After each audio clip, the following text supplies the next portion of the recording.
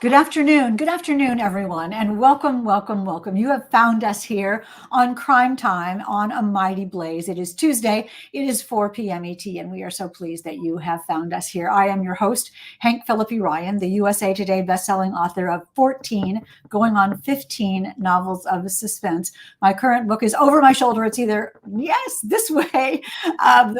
The House Guest is the title. I know this. It's sort of Gaslight meets Thelma and Louise, and it is out right now. I will take 2 seconds to tell you that my new book comes out in February the 6th. And look at this one wrong word, which I know I can do the face of somehow. Anyway, it's about gossip, greed, and lies and rumors. And you will hear all about it, way too much about it probably when the time comes. But today is not about me. It is about our marvelous guest, Caz Frear, coming to us all the way from Coventry in England. It's so cool. And her newest book is called 5 Bad Deeds. Susie Baldwin says, hi, Hank and Caz from Seattle.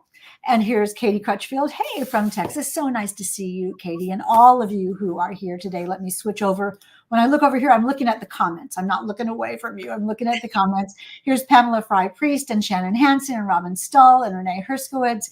Everybody, Susie Baldwin and Sherry Steuben is here today, all to hear from Caz Frear about 5 Bad Deeds. Now, this is so sinister and so relatable and so haunting, and it will really make you gauge everything you've ever said and everything you've ever done and everything you ever thought was a good idea. And when you were just trying to help, how that must have felt, how might have felt to someone else. Oh my golly, it is such a cautionary tale. And we'll talk about that in a minute. And look who is quoted on the cover, the fabulous Lisa Unger. Look at this, who says, an involving, layered, and thrilling story of secrets, lies, and revenge. Riveting, says Lisa Unger. And it is indeed. Look at that cover. You know what that means. Caz Frear is here, and happy Pub Day, Caz. Welcome to Crime Time. And we love being with you on Pub Day. What are you doing today that's marvelous and sensational and fun? Today's just been lots of talking, lots of posting. I've actually, my husband's been out all day and then had a social thing tonight. So I've kind of been on my own all day, but it doesn't feel like being on my own when you're talking to so many people. But we're having a sort of a proper celebrate. He's taking the day off work tomorrow, and we're having a US pub day lunch, and we're going to London, and so that will be really lovely.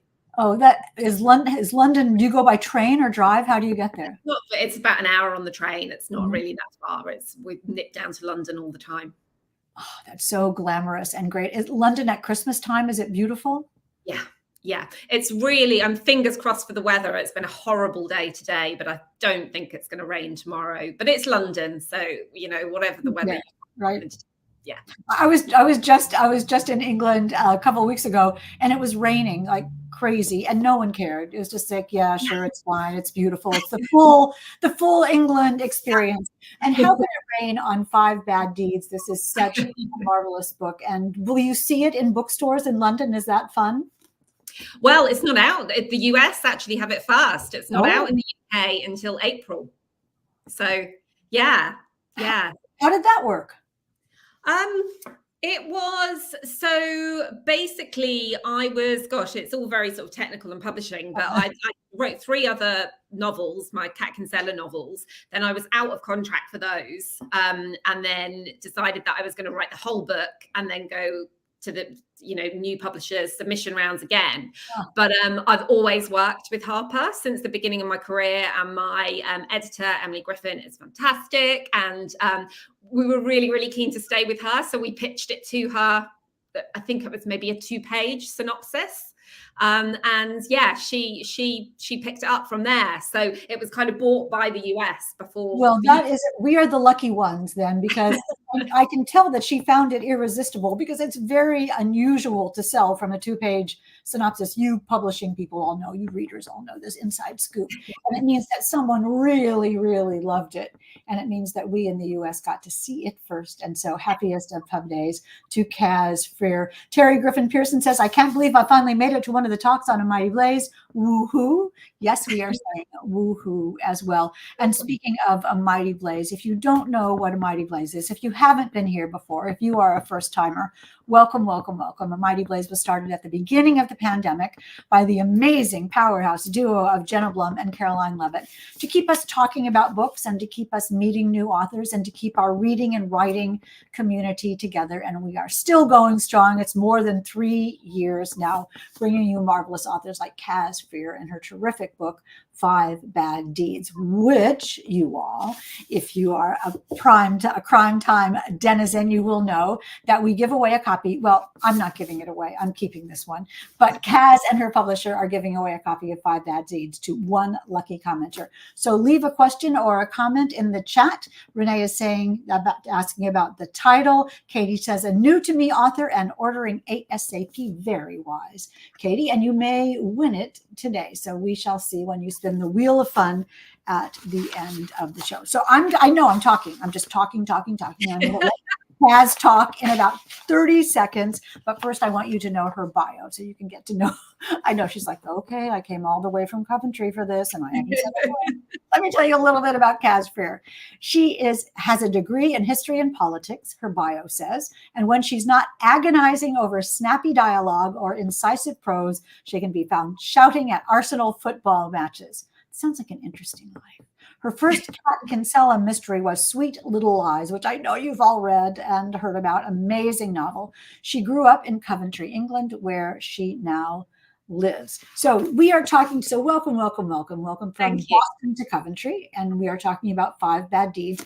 I want to talk with you about the themes in this book and the structure of this book and the characters of this book. But first, just basically, tell us what the story is.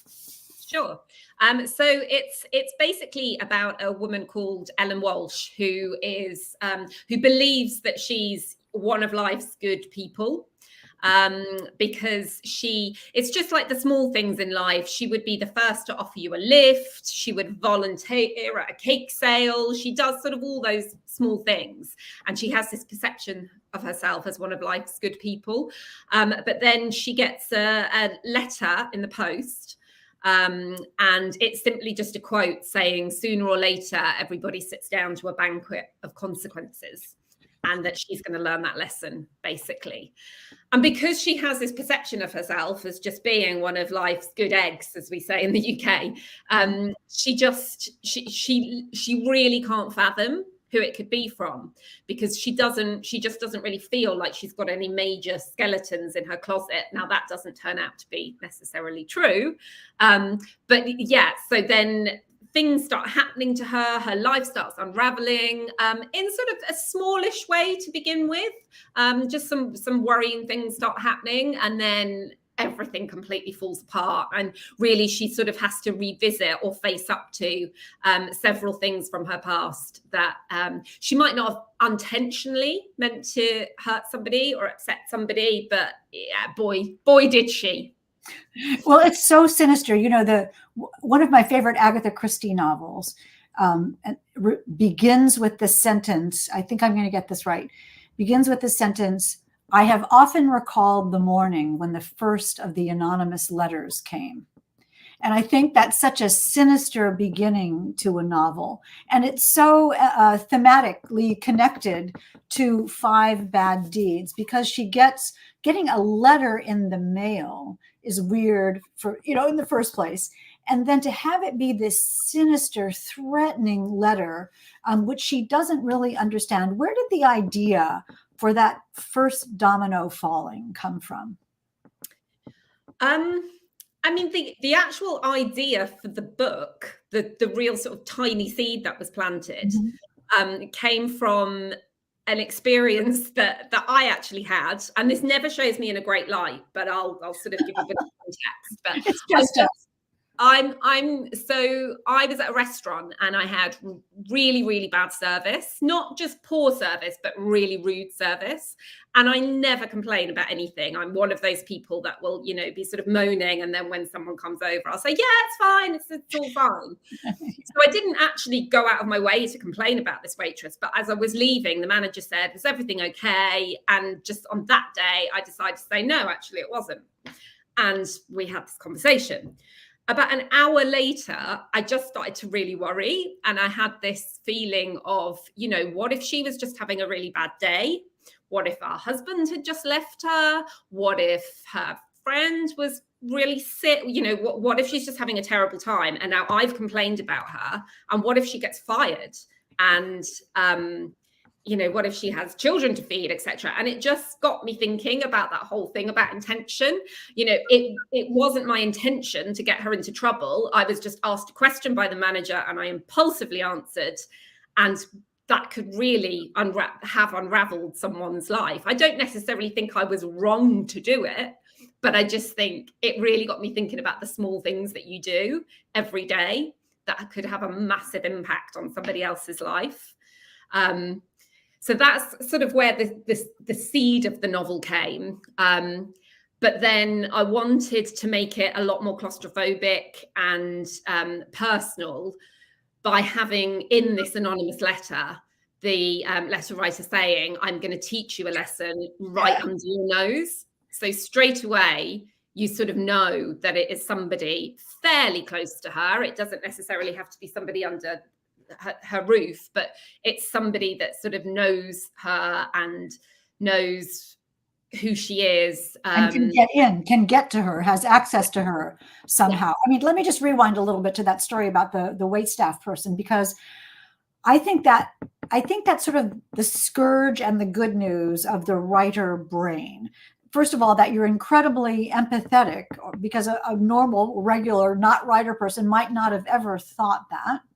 And you're so empathetic and so kind and so understanding of the consequences that could come from something, that your writer brain immediately sped into high gear, catastrophizing about all the things that might have happened to this woman, which just shows you are actually a really good person who was telling the truth about something and then kind of regretted it because of the domino effect. And that is such a theme of this story. People who think they're doing the right thing or don't even think about it. It's just a day-to-day action or reaction that they have, that someone else just takes the wrong way.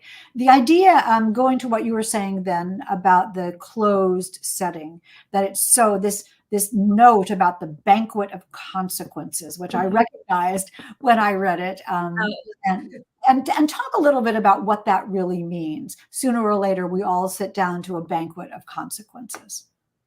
I guess in a nutshell, it's sooner or later karma strikes, or you get your comeuppance. I think, as I say, because Ellen goes through life thinking that she's a good person and she's not doing any harm, this person that is out to get her obviously thinks that really you need to realize that maybe not even that you're a bad person, but that you're a thoughtless person who's so wrapped up in her own world. And she's quite I wouldn't say she's a selfish person, but she's quite self-absorbed. She's got this really busy life. And, I think we can all recognize people who are just kind of going around flailing, very absorbed in their own world and their own families and their own, and don't necessarily kind of think outside that. And Ellen is very much what her sister, one of the characters, she is in quite a catty way, sort of talks about how Ellen just thinks she is busier than everyone else and nobody could possibly be as stressed as she is. And I think it's just somebody saying to her that she's 41, you've got to this age where everything or the person perceives that everything has been handed to her on a plate. And she's still not content, and she still moans about all the trivial things in life. Well, maybe it's about time you learned that life could be an awful lot worse. I mean, we all know people who have barreled through life like this, knocking people over along the way, and they don't know they're doing it when they think they're being just perfectly lovely. I mean, your Kat Kinsella books, the previous books, have been police procedurals, and this is, you call Secrets of Suburbia, something like that. Why? I mean, you're so passionate about this, obviously. What is it about this kind of inside, close to home kind of story that fascinated you so much? Well, I think because it was such a contrast from the police procedurals where, none of my police procedurals were really sort of big serial killer or anything like that, but they are sort of, there's always a despicable person at heart doing something really, really terrible. And I just thought it would be interesting to have a thriller setting, a claustrophobic small town where everybody knows everybody else's business, and to have your main character. She's certainly not a villain. Right. But she's certainly not heroine either, and actually I don't know if I'd even call her an anti-heroine. I think some people will and some people have, but it would just be good to there's no out and out bad person in this novel. I think even the person who did it, who obviously, I don't want to go into that too much, but there are reasons, and they're relatable, understandable reasons. And that we're talking about, if you just joined us, we're talking about the fabulous 5 Bad Deeds by the fabulous Caz Frear. I keep calling you Cat. Caz, that is out today in the United States. This is Pub Day for 5 Bad Deeds by Caz Frear. I think one of the things is it's so relatable, and we understand her perfectly. And the idea that because of this anonymous note, she is always looking over her shoulder now at the thing that she has no idea what's about to happen, but her life is just turned upside down by this. And it's so sinister. Was it fun to write? Did you know what the 5 Bad Deeds would be? Did you have the title first, or did you have the deeds first? Or tell me how what order this all came in. I must have had the title first, because actually somebody was asking me about the title a while ago. Well, how did I come up with it? And I was saying, I don't even know. It's just always been called that. I knew I wanted to do something structured, a little bit like that almost was kind of 5 short stories within a novel and then trying to connect them up. So the title was, pretty much always there. And I think I bit off a little bit more than I could chew with the structure, which is why it took me quite a long time to write it. But I did so many drafts to try and link the whole thing together so that the payoff feels real. Yes, the payoff is, I'm just flipping through to show how you did this without giving anything away. I'll just cover up a little bit right here and show this is excessive, isn't it? The first, you'll see it. It says The Messenger. Anyway, the first bad deed, you go through the deeds. Yeah. And I loved this. I was so happy to see this in the structure. And I just was in awe of how you must have done it. Talk a little bit about, did you do them in order? Did you know what they were? Did you have all 5 without giving anything away? How did you, it's lovely and gorgeous and works perfectly and seamlessly. And it's amazing, you all, 5 Bad Deeds. So talk a little bit about how that structure came to be. Yeah, I'm a huge plotter, and I always have been. I'm in awe of authors, and particularly crime authors, that can just sort of start with, the what if premise and then see where it takes them. That's not me at all. I practically wrote 5 Bad Deeds in Excel before I wrote it. And I do that with all my novels. And I think for something like this book, because there's so many multiple points of view as well, you're sort of trying to have to balance who knows what at each time. So yeah, my process and how I put the structure together was literally, I must have spent, I can't even remember now, but easily 3 or 4 months plotting it out before I even started writing it. So I would think, I'll just sort of plot it out in Excel. And then suddenly I realized that I've practically written a chapter in a cell, a really bad chapter that I would never show anyone. But yeah, the story came together that way.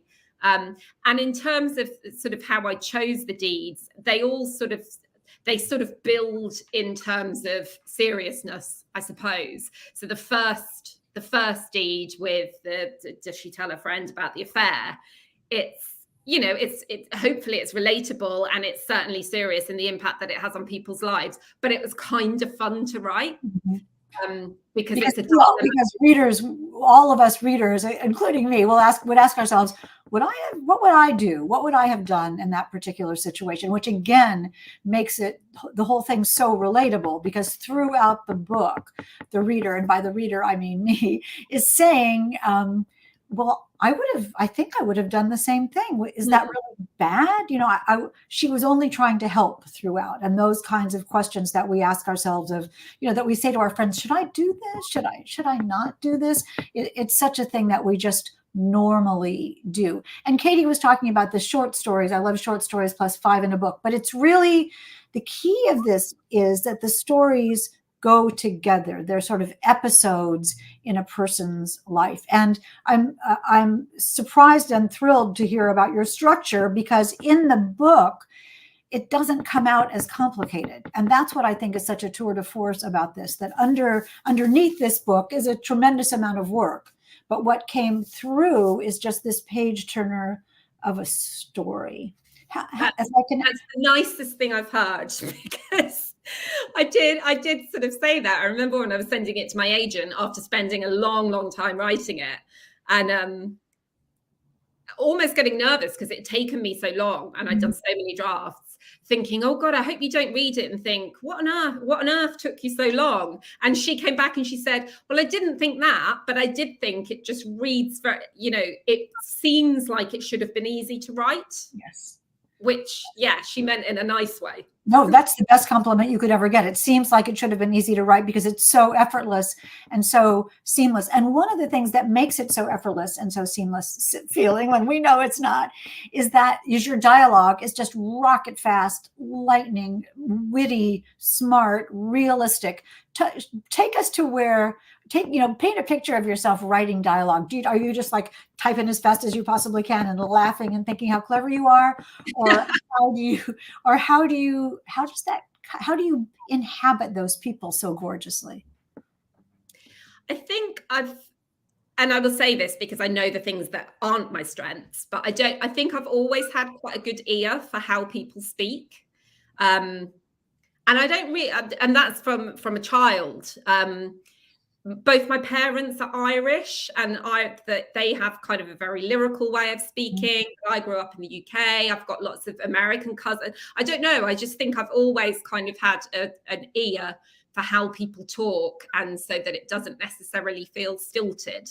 I also, before I ever became an author, I worked in senior recruitment for investment banks for years and years and years. And I'm probably, well, I'm sure you can beat me on this, but I don't know, I must have interviewed 1,500 people over the course of my career, maybe more.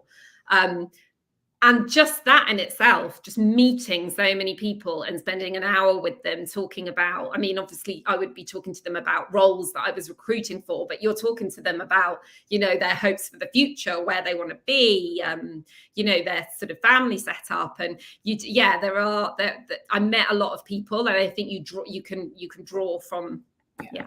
The interviewees where you're rolling your eyes, like, I can't believe that you said that, and you're writing down the little thing, or the way that someone looks at the world or looks at themselves or thinks of or tries to convince you of something, their attitudes. And I do think and we're talking about 5 Bad Deeds, you all, by Caz Frear. And I see so many people here today. Here's Renee and Katie and William and Maria. Alicia is here, and Sherry. Wonderful, wonderful. And we will take all of your questions in just a couple of minutes. The story is so concerned with relationships, how families deal with each other, how couples deal with each other, how siblings deal with each other, parents and lovers. Talk a little bit about how relationships drive this, and how there are quite a lot of people in this novel, easy to tell, easy to keep track of, easy to know who they are, absolutely distinguishable. But again, a juggle for you. Mm-mm. I think, Ellen is very much the focal point of the novel, and it's her relationships with all these different people, family, friends, neighbors, that drives the plot. And she is a bit like myself, but she kind of was born British people are obsessed with social class. Yes. And she was born into one class and is now sort of living a very, very different life. But and so part of the book is about, can you outrun your childhood? Are you always going to be that poor kid, no matter how beautiful your house is? All those kind of things. And I think that her probably lack of self-esteem drives a lot of the relationship she has. Certainly her relationship with Nush, who is kind of her best friend, but they have a slightly odd relationship. She feels intimidated by her, and she admits that in the book. She gets frustrated with her sister Christy, because Christy is still very much rooted in their childhood, and has been a success in some ways, but is very much, I know where I came from. And it's almost like she feels like having Christy around drags her back into being that poor kid from the council estate who didn't have all these wonderful things. And then her relationship with her husband, who was born very sort of middle class, that's, a very different relationship, because she wants that life, but then sometimes she almost ridicules him for not living in the real world. Certainly with her daughter, who's always been born into privilege, she gets that's some of the issues that they have, that she just thinks, my God, you're complaining. There's a thing where her daughter's asking for £700 to go on a school trip, and she says it's only £700, and Ellen is very much like, God, can you hear yourself? So I think all of the relationships that she has within the book with all those different characters, it sort of comes from the Ellen that she was, more than the Ellen that she pretends to be, because I think deep down she is still that poor kid. And I think that her striving to be approved, to get approval from people, her striving for love and for acceptance, is what makes her do some of the things she does that she thinks are good. And then when she gets this anonymous letter saying, I'm going to show you the consequences essentially of what you've done, that's what's so baffling about it, because it's showing to her that she's failed. She's tried to be good. She's tried to get this approval. She's tried to outrun her past. And this letter is saying, this didn't work, and now you're going to have to pay. I mean, it's really touching and chilling. Yeah, it is that. Yeah, I think from Ellen's perspective is, but I've done the thing. I've bought the nice house. I've got the well-behaved children in part. I volunteer at the bake sales. I do all these things, but still you're telling me that I'm not quite good enough deep down. So yeah, she's a complex character. She's not.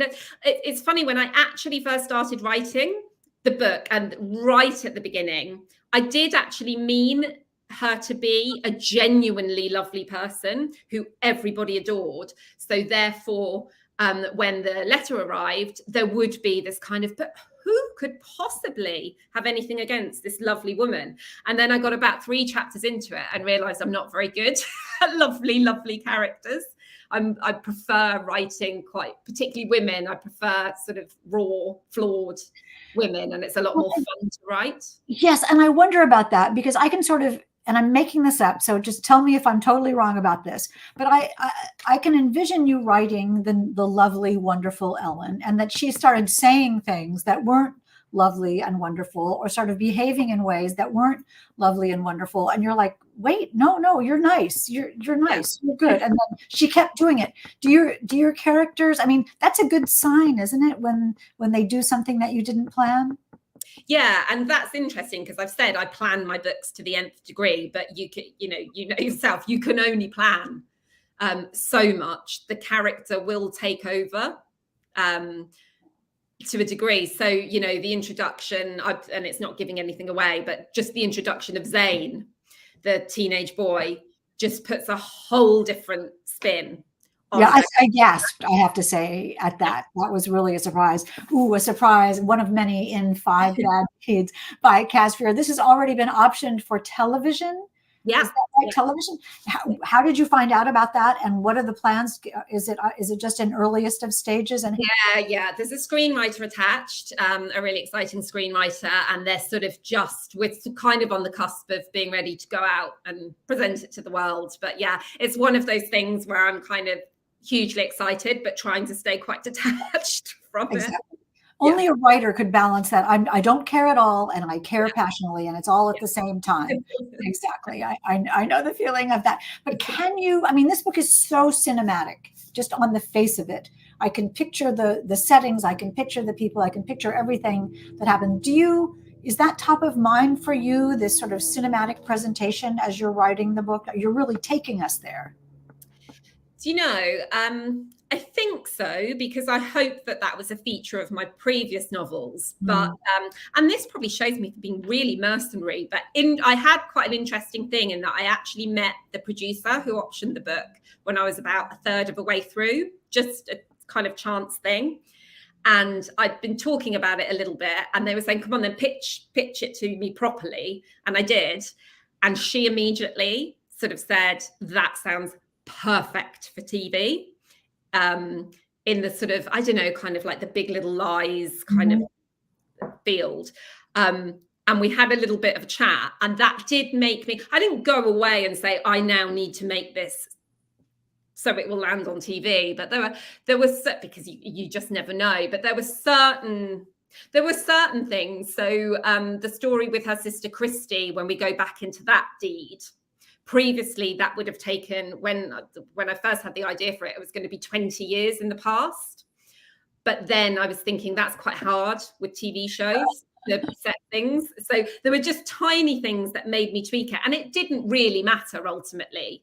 It didn't really matter. It didn't change the actual plot. But I sort of had an idea that it was probably, and it's still so much in the early stages, but it was probably more TV friendly than my previous novels. So I did, I think that's really revealing and really educational. And just because inquiring minds want to know, how did you pitch it? What did you say that was so?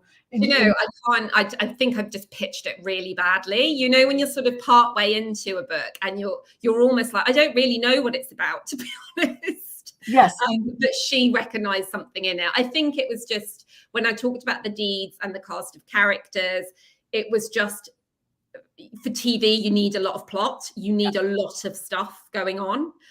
Because I never really understood that with books, and why do some books get optioned and some don't? Because, brilliant books don't get optioned, but it's because there's enough in them to be a great novel, but maybe not for an 8-part TV show. You need lots and lots of different threads. And there's a lot going on in 5 Bad Deeds. And when you talk about 5 Bad Deeds, there are instantly 5 parts at least. As you can have the beginning and the end, and voila, you have your 8-part series. So you sort of had it ready made, and also lets the reader and the viewer, and the reader in this case, it lets the reader know what to expect. That there is going to be this rhythm of the story that allows you entree into the novel in a very comfortable way. Were you happy? Are you happy with it? When you got your final copies, was there a moment where you thought, this worked? Yeah, it's funny because I started writing it towards the end of COVID. When did COVID end? It hasn't ended, but that sort of first year of lockdown. And it was just a funny time to be writing a book. And like I say, it took me so long that you almost lose sight of whether it's good or not. You go through those, or you have those days where you just think, oh, I'm good. And then you have those days where you think, I'll just give the advance back. I can't believe you're saying this. I have said those words. Some days, when I was writing my new book, I would go into my husband and say, this is actually brilliant. This is actually brilliant. And the next day I'll say, oh, this isn't going to work. This is just not going to work. I don't even know how I could have this terrible of an idea. This is terrible. So, and I love to meet a sister writer who has exactly the same feeling, that dichotomy, that balance. We've been talking, Caz, about 5 Bad Deeds. I see Vicki Gregory is here, and Renee and Susie Baldwin, Sharon Person. Oh, I love everybody that's here. And we have so many questions coming in for you, and let's take those in one more minute. But let me ask you, someone is asking in the questions, and I'd love to know myself, do you have any interest in writing for the TV show, or would you just let the people who know how to do it? Sherry says. So 5 Bad Deeds, no, I'm not having anything to do with it. And you know what? Because it's quite a complex plot, I almost feel like I wouldn't actually know where to start with it. As a TV show, I genuinely don't know what the jumping off point would be. It needs someone far more experienced than me. I'm working on a TV script to adapt my 3. So yeah, that's. Can you tell us a little bit about that? Well, it's very, very, very, very, very, very, very early stages. But yeah, I'm adapting my Cat Kinsella novels, but in a slightly different way, in that the characters are all the same, the dynamics between them, the stuff that's between her and her father, it's all in there. But the plot is quite different to Sweet Little Lies, because we got some feedback when we went out with that, that it was possibly not the best, just not big enough to sort of launch a TV show. So the feedback we kept getting was, we love the character, we love the world, we love the writing, all those things, but can you go away and create a different story? So that's what I've done. Yeah. It's marvelous. I mean, the idea that someone says, we love Cat Kinsella and we love Sweet Little Lies and we love her world, can you write a different story? I mean, that must have made you feel great, actually, that you had created a character who's beloved. Yeah. And I really love her. And it's so interesting because the response to Cat was just overwhelmingly positive. There's always, somebody that doesn't like her for whatever reason, but mainly people love that character. Whereas I think Ellen's definitely going to be more divisive, and that's not a bad thing. You will see, I promise you, all of you crime timers, I promise you will see a little bit of yourself in Ellen. This is a life-changingly haunting novel to read. You will not be able to put it down. So congratulations, Caz, on a terrific, terrific book. I know that we have so many people who have questions for you, Margaret, if we have those. Great question, Katie. What would you be if not an author? And did you always want to be a writer? I guess I did, but it just seemed like a job that other people did. It wouldn't have occurred to me probably until my 30s, really. When I just read so much that eventually I had this kind of, I think I could do that. But gosh, what would I be if I was an author? I mean, I've worked in a few different jobs, and had great time in them, but wouldn't necessarily want to go back to them. I don't know, which is telling me I just need to keep writing. I think that's telling you you're happy, right? If there's no alternative, this is what you love and absolutely should do, from the joy and, the idea that 5 Bad Deeds is being so buzzy and so well received. The reviews have been marvelous and the blurbs have been marvelous, and it's your pub day, so that's great. So don't even think about doing anything else. Randy says, did you audition the narrator for the audiobook? Not in any great sense. You kind of get sent snippets of 3 or 4, and this is vaguely what we're thinking. And I went back and gave my thoughts, but I think they're being kind when they ask for your thoughts rather than you having. But it's interesting because there's different. Again, I'm going back to this social class thing. There are quite posh people in the book. There are not so posh people in the book. So it was, we needed to get a male and female narrator that could really sort of span all different kinds, and they're brilliant. And it's interesting because in the audiobook, when you hear the different accents, if you know what you're listening for, it does bring the book to life in a whole nother layer of a way when you hear the accents that you can't do that actually on the page. Who else has a question? Is the title and the cover the same for UK and US? Well, have you seen the UK cover? Yeah, we've got the UK cover. That's I'm glad you asked that, because I find it really interesting that so my Cat Kinsella novels, the covers were completely different. The titles remain the same, but the covers were completely different. Whereas, with 5 Bad Deeds, the UK cover, the colours are ever so slightly different. There's probably, I'm just looking at it now, there's probably a little bit less pink and a bit more blue, and that's about all I would say. But yeah, they kept the concept is exactly the same, which I think I mean, the designer at Harper just deserves a medal, because I absolutely loved it on site. And that doesn't always happen. You know, authors get really scared when they get that sent to them, like, oh God, please let me like it. Please let me like it. I think you should know, you all, that we get these emails and you can see that there's JPEGs attached. And it'll say in the subject line, your cover, with a lot of exclamation marks, which is supposed to indicate to you, you're going to love this. Yeah, right? We all love it. Yeah, we all love it. What do you think? Exclamation mark, many, many, many. And you hover your finger, your finger over the mouse, and you think, in one click, I'm going to see whether I'm going to be thrilled or whether I have a situation. Yes. Right? And you are thrilled. It is marvelous to hear. Who else has a question? Do you like writing standalones or series more? Asks Sherry Steuben. That's a great question.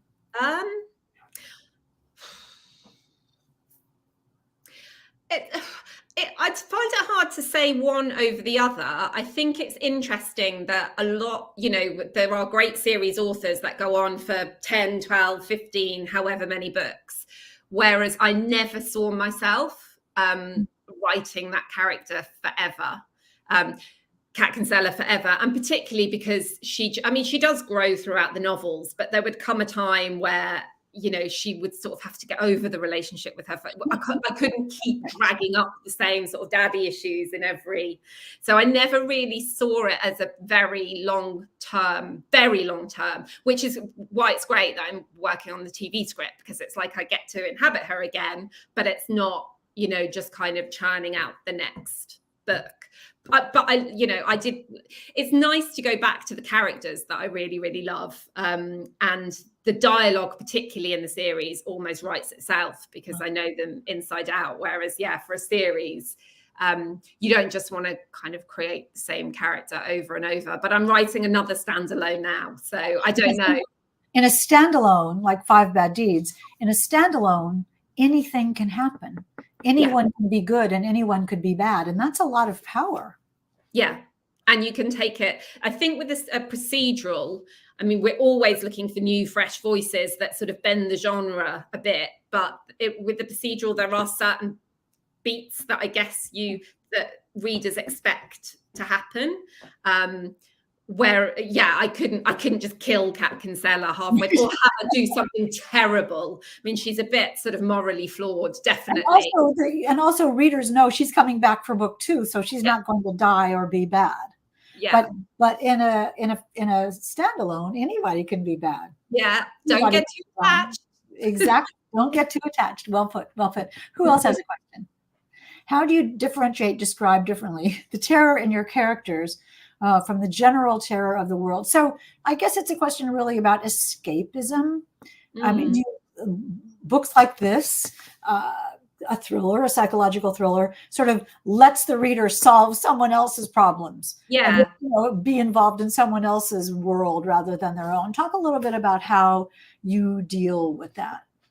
Yeah, I think you summed it up then. It is escapism. I think often when we talk about, and publishers talk about escapist fiction, they think of kind of uplifting or, sort of far-flung beach holiday reads. Yes. Whereas escapism is really different for everyone. And, if I'm having a tough time, then getting stuck into a thriller is kind of how I seek solace and sort of switch off from the real world. But it does play on your mind, because you could certainly, the beginning of this novel, it does get really grave for Ellen as it goes on, and there are there's stuff with her children, and but to begin with, you do sometimes think, God, these are quite middle class problems, and with all this stuff going on in the world, and how much of that do you reference? There was a whole debate about whether do we reference COVID in fiction, in thrillers. In the UK, there was do we talk about Brexit? Not talk about it, but do we reference that it's happened? And the prevailing wisdom from publishers was generally just don't, because it sort of takes the reader out of your world if you're suddenly And that would have been an issue if I'd written another Cat Kinsella going to crime scenes, and because it was very much I wrote a book a year, and she was a year older with each book. So it was kind of, how do I just kind of jump forward 3 years and pretend COVID never happened, or do I have her going to a crime scene with a mask on? And I mean, there were some really terrific books that included COVID peripherally or as a main element, but it does date the book. Yeah. And then Brexit would date the book as well. So you're living in a fictional real world, a fictional version of the real world, a world that you created. Oh my golly, Caz, we are way out of time. We are way, way, way over time. One last question, and then we'll spin the wheel of fun. Do we have time for one last question? And I know you're in the UK and it's later. What are you currently reading, says Katie? Oh, the hardest question. Do you like reading the same genre that you write? It is the hardest question, isn't it? You always freeze, and I can't name one book. I've just finished. It's a procedural series by an author called Lucy Whitehouse. So she's a British author, but she lives in Brooklyn. She's lived in the States for a long, long time. But yeah, I think it's her third procedural novel, and it's fantastic. So look her up, Lucy Whitehouse. It's kind of, if you like the Cat Kinsellas, I think you'd like this. The one that I'm reading is called Last Witness, but her first novel was called Critical Incidents, and it was fabulous. And yeah, I try to read outside the genre, just because I like to, and I think you should, but you get sent so much, and it's fabulous. Normally when I go on holiday, I will actually go buy a book in the airport, and that will normally be maybe a little bit like historical fiction, but generally somebody needs to die in the book. I don't like anything too uplifting. Exactly. Someone asked me once if I could write a romance where no one got killed. Could I just write a romance? And I said, what would the people do for 400 pages? And then I thought, well, I guess some people have figured that out, but that's why I don't write romances. Okay, I agree with you. And you should send Lucy to us. We could introduce her here on Crime Time. Okay. We'd love to meet her. I think her book is next April, a little bit before mine. Yeah, fab. Perfect. See the connection. And that's why we are here, to introduce you to new authors and new novels. And we cannot wait to make another connection for you. Speaking of connections, one of you will win a copy of 5 Bad Deeds. And right now, Margaret in the back room will spin the wheel of fun, and we will see. This is so exciting. These are all the people who are here today, one of whom will be the lucky one today. And that person is Kathy Hamdi Swink. Wonderful. Kathy is here a lot of the time on Crime Time, and we are an author in her own right. And look up her books. Kathy, put in the whatever you call this thing, comments in the chat where we can find your books as well. And also email me. You'll get the instructions, and we will have you send your email to me that I'll send to our producer, who will send to Caz's publicist, who will send you the book, because that is how this works. Before I let you go, and before I say goodbye to Caz, let me tell you, mark your calendars for next week, 4 p.m. ET, right here on Crime Time on A Mighty Blaze, because we will have Nita Prose and her latest novel, her second book. I'm getting the light out of it, The Mystery Guest. You can see the logo on the front, just like her first novel, The Maid, which we all absolutely adored. And I cannot wait to read The Mystery Guest. And we will talk to the fabulous Nita Prose right here at this time next week. But today we have had the joy of talking to the fabulous Caz Frear on her new novel, out today, 5 Bad Deeds. Caz, I will leave you with almost the last words for this afternoon. Anything you'd like to say to the Blaze audience? Just thank you for having me, really. I'm freezing again now, but thank you for having me. Thanks for the invitation. And I really hope you enjoyed the book, and I really hope it's, thought-provoking. And I'm really keen to know who people like, who people don't like, and why. I need to think of a better word than divisive, because that sounds quite negative, but I think there's going to be buzzy on it, I think. It's a perfect book club book. And that's what this is, because every single reader who reads this, every single person who reads this will wonder, what would I have done and what will I do next? And it is a marvelous book. So it's discussable. It's not divisive, it's discussable. And I highly recommend Five Bad Deeds by Caz Frear. Thank you, Caz, for being here today. Thank all of you, you marvelous ones, Kathy and Maria, Alicia and Sherry and Terry Griffin Person and Susie Baldwin. Thank you, all of you, for being here today. We'll see you next week at 4 p.m. It's going to be just 4 p.m. next week, as usual, here on Crime Time. So stay in touch, keep reading, and remember, it is always safe inside a book. And we'll see you next time.